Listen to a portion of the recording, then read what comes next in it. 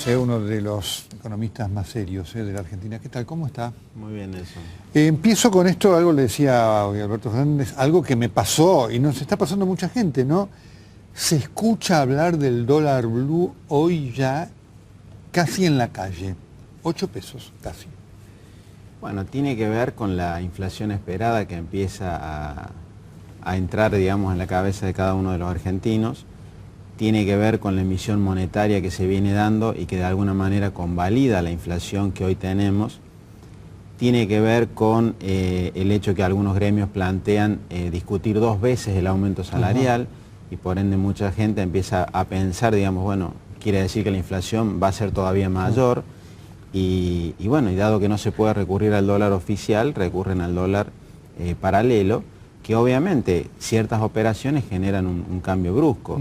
Ahora, la brecha aparentemente no subió y no está oscilando tanto. No Voy sé. con el gobierno Vudú, empezando por Vudú y otros, dijeron, bueno, esto es estacional, cuando pasen las vacaciones pasa.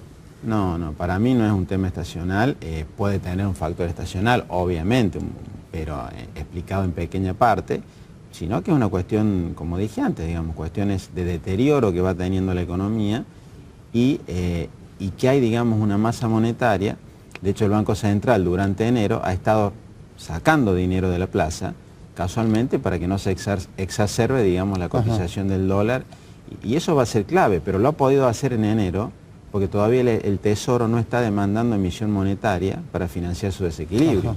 Cuando en febrero o marzo el Tesoro empiece a demandar emisión monetaria, nuevamente vamos a tener, digamos, un crecimiento de la cantidad de dinero, como lo hemos tenido el año pasado, o tendrá que sacar dinero del Banco Central convalidando una mayor tasa de interés. O sea, se empiezan a achicar los márgenes de la política económica y por ende se transitan, digamos, por andariveles mucho más estrechos que los anteriores.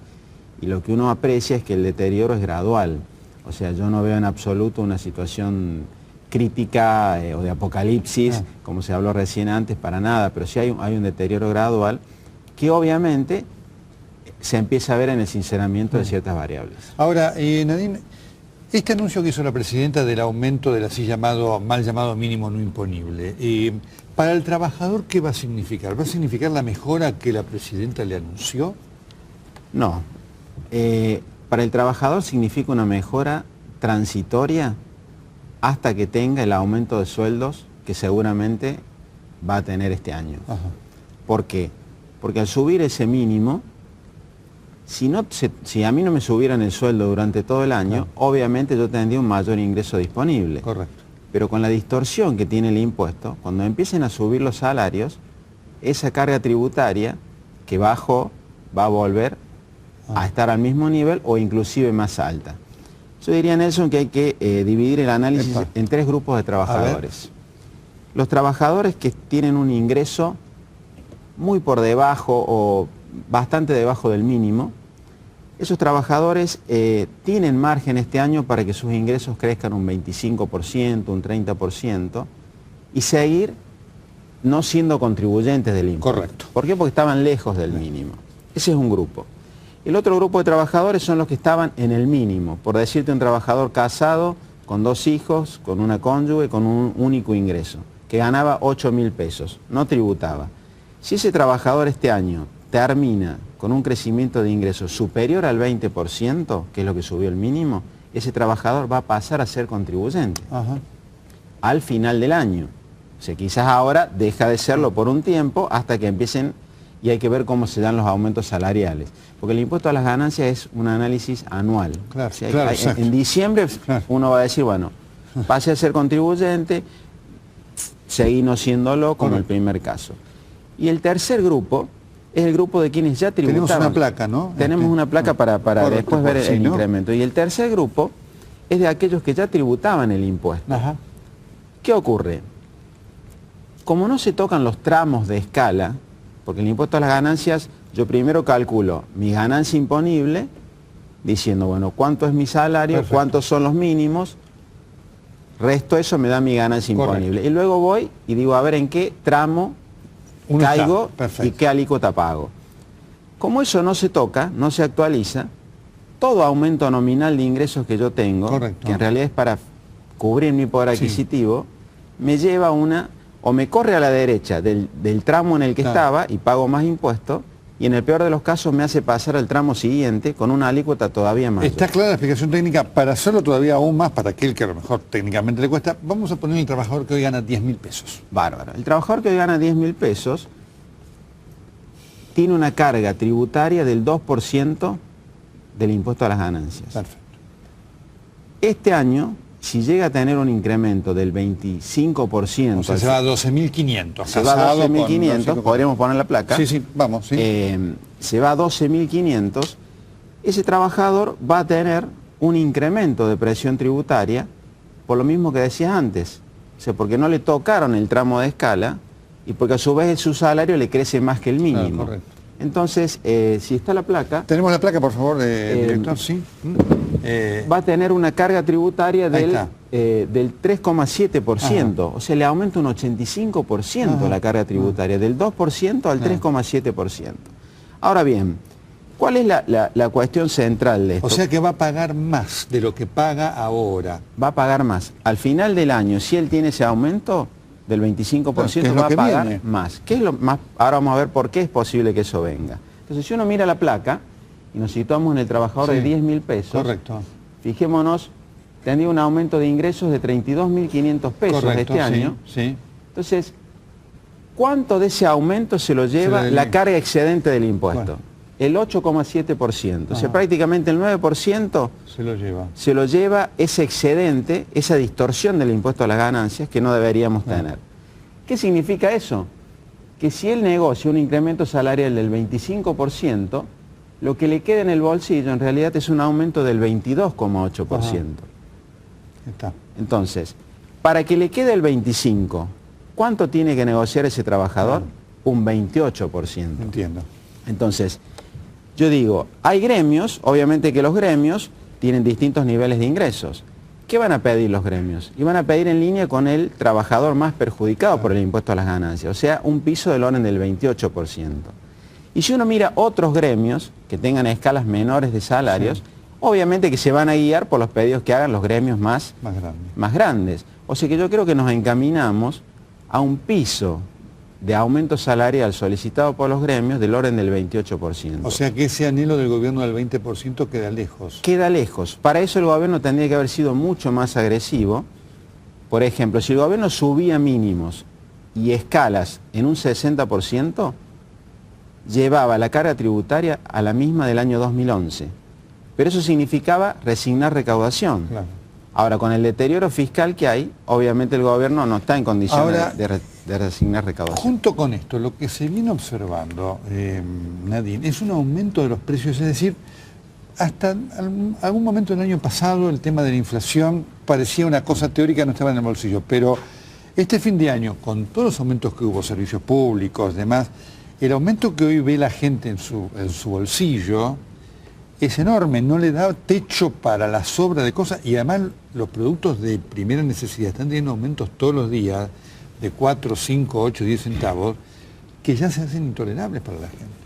Bueno, lo que decía antes, se está dando un sinceramiento, la Nación ha hecho una especie de traslado de ajuste a las provincias, no enviándoles transferencias discrecionales al ritmo de antes y demás, y las provincias ¿qué han hecho? Subir sustancialmente los impuestos a los bienes, a las propiedades, y todo termina influyendo en el ingreso o en el bolsillo de cada uno de los ciudadanos. O sea que ese sinceramiento obviamente está impactando. Febrero, marzo, van a ser meses de fuerte impacto en el bolsillo donde el ciudadano va a decir, bueno, ¿a dónde estoy parado?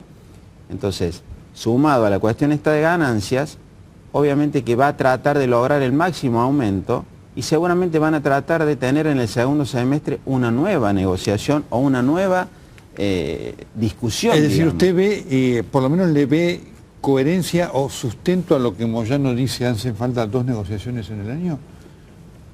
Lo ideal sería que no. Que no, por supuesto, digo en cuanto a la inflación, obviamente, en la medida que la expectativa haga que la inflación sea creciente, y bueno, todo el mundo trata de cubrirse de eso, y en una negociación, digamos, salarial de un año no es la misma que una semestral, ¿no es cierto? Pero bueno, todo tiene que ver, digamos, y todo está relacionado. Por eso me parece vital que el gobierno brinde señales contundentes. Yo esperaba un aumento del mínimo, por ejemplo, del 40%. Así, o sea, el doble de lo que se anunció. Porque eso me parecía que iba a bajar un poco las expectativas. Ahora el 20%, como dijimos, es probable que termine con más contribuyentes del impuesto a las ganancias que el que hoy hay, en diciembre, por supuesto, claro, sí, sí. y con más carga tributaria de los que ya pagan. Con lo cual no va a haber una disminución de pedidos de aumentos salariales. Ahora el tema es cómo se sale de esto. Bueno, yo creo que una gran cuestión en Argentina, y no solamente de este gobierno, es el tema del déficit fiscal. O sea, en la década del 80 nos llevó a la hiperinflación. Sí. En la década del 90 tuvimos un endeudamiento para financiar el déficit fiscal, que después tuvimos que hacer un acuerdo por la deuda. Y este año estamos con una presión tributaria récord. 37% del Producto Bruto es la carga tributaria de nación, provincias y municipios. Pero además ya estamos emitiendo dinero para financiar el déficit fiscal. O sea, me parece que la cuestión está en el tamaño del Estado, cuán financiable es, por cuánto tiempo lo podemos financiar, porque si no atacamos con la eficacia y la eficiencia de ese gasto público, hablo de todos los niveles de gobierno, claro.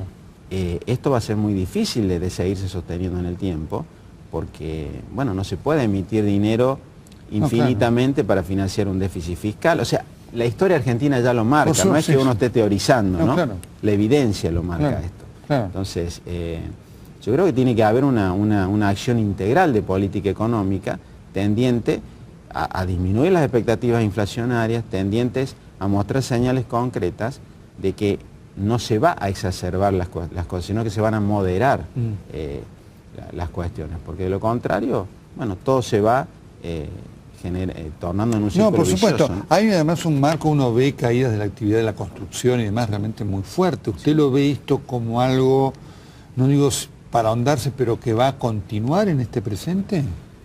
Y bueno, con una cotización del dólar del dólar blue como el que está, con una cuestión de expectativas inflacionarias, bueno, la construcción estaba virando a trabajar en pesos, desde dólares, sí. Pero obviamente la cuestión inflacionaria incide y uno no ve. Yo creo que este año habría que aprovechar muy bien el excedente de dólares que vamos a tener por la cosecha de soja, quizás por una mayor exportación de bienes industriales a Brasil.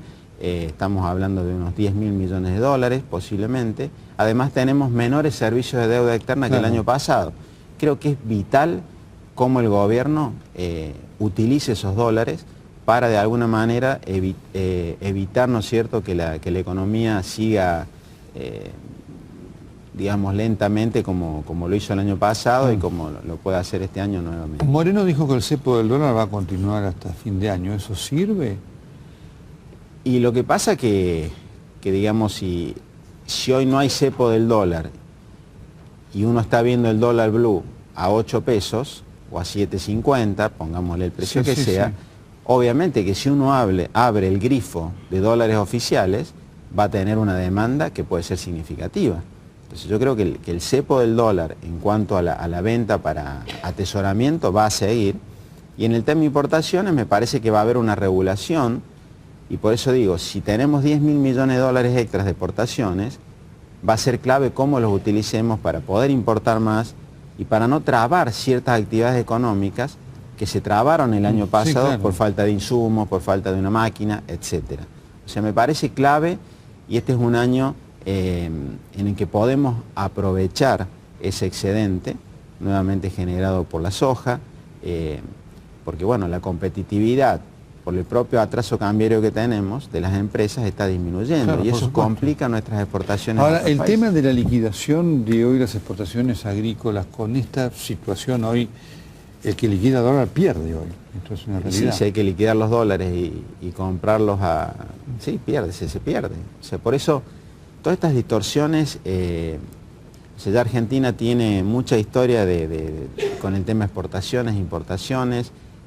Bueno, a ver, exporto, pero trato de exportar no desde Argentina, y trato de importar, de subfacturar, trato de sobrefacturar, y bueno, son cuestiones que ya se han vivido y que por eso digo, o sea, tenemos experiencia, tenemos evidencia, habría que tratar de evitarlo, porque si no el costo después a pagar siempre es alto, y principalmente para los que menos tienen. ¿Usted cómo ve el nivel de inversiones hoy en la Argentina en cuanto a expectativas? Bueno, el año pasado la inversión cayó, en parte cayó por las restricciones a las importaciones, en parte por la propia expectativa que se tenía sobre el funcionamiento de la economía, y obviamente con la expectativa que hoy hay, es muy difícil que tengamos un nivel de inversiones como el que necesitaríamos para crecer sostenidamente en el tiempo, al 4, al 5%, que creo que eso es lo que tenemos que aspirar como país. O sea, crecer sostenidamente con inclusión social, que es lo que todos deseamos. O sea, nadie está planteando algo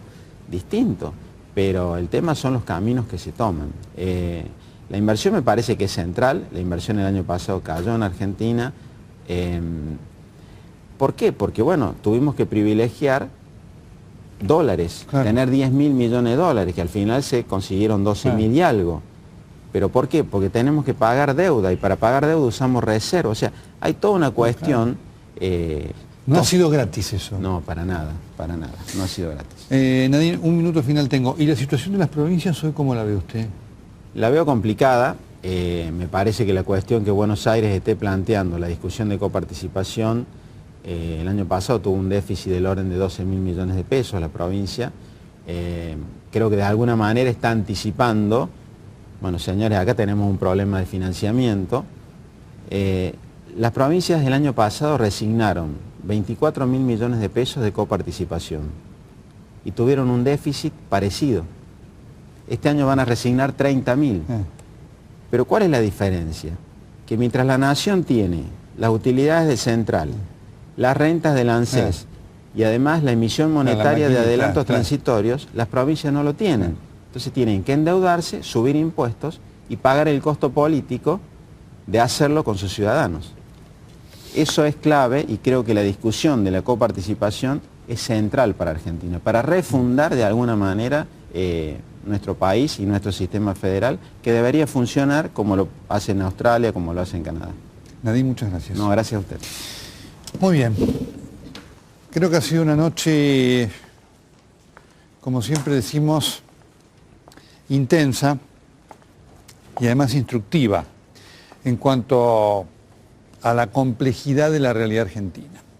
Pero obviamente me quiero quedar, entre tantas cosas, con este asunto de la economía. Hoy nos llevó un buen tiempo, porque obviamente hay una situación de extrema dificultad. El dólar, que era un tema del cual en la Argentina hablaban pocos hace un año y pico, hoy es el tema que está crecientemente en la jerga de la gente. Yo no sé si usted a lo mejor tiene la oportunidad de andar por Florida. Florida es un bosque. Hay arbolitos cada vez más. No se ocultan, no es que usted tiene que ir a buscarlo, están por ahí 4 o 5 por cuadras en algún momento, sin ningún problema y sin ningún temor. Siempre le hablo a la presidenta en estos momentos, y algunos me dicen, Nelson, lo hago con la expectativa, aún con la crítica dura, de que las cosas puedan generar por lo menos la reflexión de decir, hay circunstancias y hechos que hay que corregirlos. Porque en la Argentina vivimos todos. Nadie puede estar ajeno a lo que pasa. Los fracasos de los gobiernos los pagamos todos, más allá después de lo que pagan políticamente sus funcionarios. Por eso, señora presidenta, yo por supuesto escucho su aló, presidenta, siempre. Han sido menos ahora. No sé si es porque a lo mejor se está fijando en la encuesta que dijo que cada vez que habla por cadena nacional pierde puntos. Y por lo tanto la está usando menos. Bueno, eso significa que la información veraz le ha servido. Efectivamente, señora presidenta, si usted cree que usar la cadena la beneficia, le digo, se equivoca. Pero quiero decir esto, señora presidenta, porque usted que le habla a la juventud, y está muy bien que lo haga. Y habla del futuro, y está muy bien que lo haga. Creo que tiene que tener un minuto de reflexión, uno solo. Para escuchar, no lo que decimos acá, lo que se dicen en muchos lados. en cuanto a lo que está pasando con esta situación económica que está hoy deteriorando la vida de la gente. Y fíjese que lo dijo Nadine Argañarás y también algo dijo Alberto Fernández, ¿no? Esto nos lleva al pasado. Señora Presidenta, usted con estas cosas nos está llevando al pasado. Usted habla del futuro, pero con los actos de su gobierno nos lleva al pasado. Y el problema para los argentinos, señora Presidenta, es que el pasado es signo de fracaso. Hasta el próximo jueves. Muchas gracias.